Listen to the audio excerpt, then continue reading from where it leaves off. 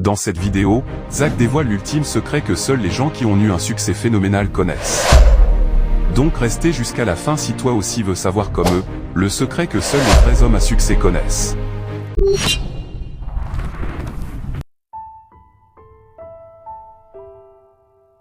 Vous savez, dans beaucoup d'endroits, quand un enfant essaie de déboulonner une radio ou dévisser, on le punit. Un enfant essaie de déboulonner une radio ou une télévision ou un appareil électronique. Qu'est-ce qu'on fait? On le punit. En Afrique, dans beaucoup de pays, on te tape, n'est-ce pas? Pourquoi tu fais ça? Hey, malade, pourquoi tu abîmes les histoires? Pourquoi tu abîmes ton jouet? Mais ne comprennent pas que c'est une curiosité qui paye très souvent. Parce que si vous regardez la plupart des gens que vous appréciez sur le plan électronique, sur le plan technologique, la plupart ont fait ces mêmes histoires. Ils te diront, quand j'étais plus jeune, j'ai déboulonné les radios, j'ouvrais les télévisions, les appareils électroniques, tout ça, par curiosité. Ils étaient inquisitifs. L'objectif était de chercher à trouver qu'est-ce qu'il y a derrière pour comprendre c'est quoi le fonctionnement. Mais nous, dans nos communautés, on te tape, on te punit, hey, malade, quel genre d'enfant tu es, tout ça. On tue dans l'œuf ce pouvoir interne, inquisitif, de curiosité que tu as. Donc on détruit même l'art, le design, la créativité avec lequel ou avec laquelle tu es né. Ceci s'applique dans beaucoup de choses dans la vie. Quand un homme vient sur Terre, il apporte des choses, des visions, des pensées, des valeurs, des objectifs. Mais avec le temps, la société le tape, c'est-à-dire le remet à sa place pour se conformer à tout le monde. Quand on tape l'enfant qui a essayé d'ouvrir la radio, c'est pour essayer de le pousser à se conformer à ce qu'est la société. On manque de connaissances, parce que bon, la plupart des gens ont des radios mais ne comprennent pas comment ça fonctionne. Le plus important pour eux, c'est quoi? C'est qu'on allume et on éteint.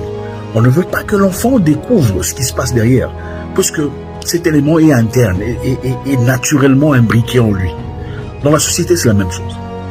À partir du moment où vous levez pour présenter des idées, des pensées, une idéologie, une direction complètement différente de celle à laquelle les gens sont habitués, on vous tape.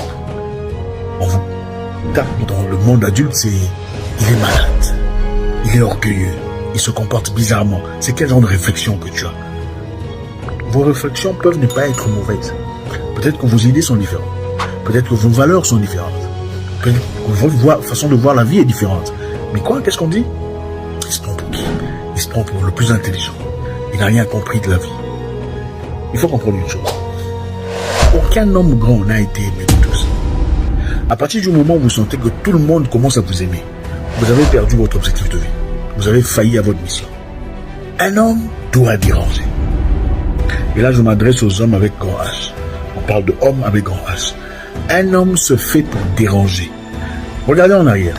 Tous les grands que vous respectez, toutes les personnes de grande valeur que vous respectez, n'ont pas été appréciés pour les bonnes choses qu'ils ont fait. Ils ont été appréciés pour avoir dérangé quelque part. Malcolm X, Marcus Garvey, Issa alayhi salam, Jésus pour les chrétiens. Tout le monde a été aimé, apprécié aujourd'hui parce qu'ils ont dérangé le passé. Ne permettez à personne de vous faire changer d'avis si vous êtes debout sur des bonnes valeurs. Après vérification, ne permettez à personne de vous faire croire que vous ne réfléchissez pas correctement parce que vos idées sont différentes de ses idées.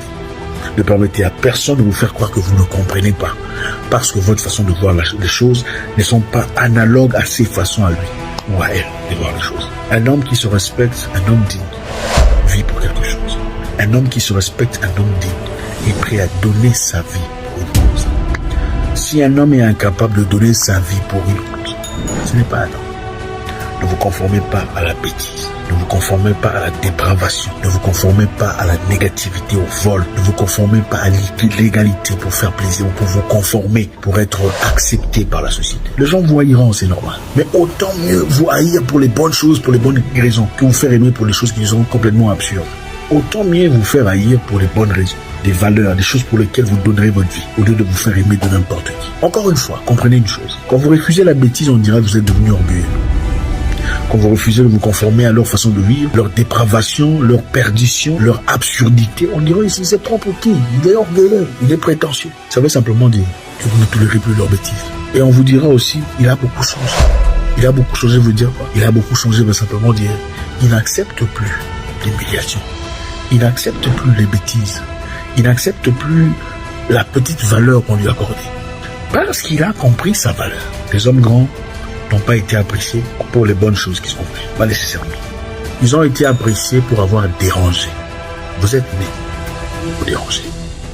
Alors, dérangez. Inscrivez-vous gratuitement à notre newsletter et obtenez des conseils et des e-books comme celui-ci gratuitement dès votre inscription, pour réussir votre vie. Ne manquez pas cette opportunité de vous épanouir pleinement et de réaliser vos rêves. Abonnez-vous gratuitement dès maintenant. Lien en bio. La victoire,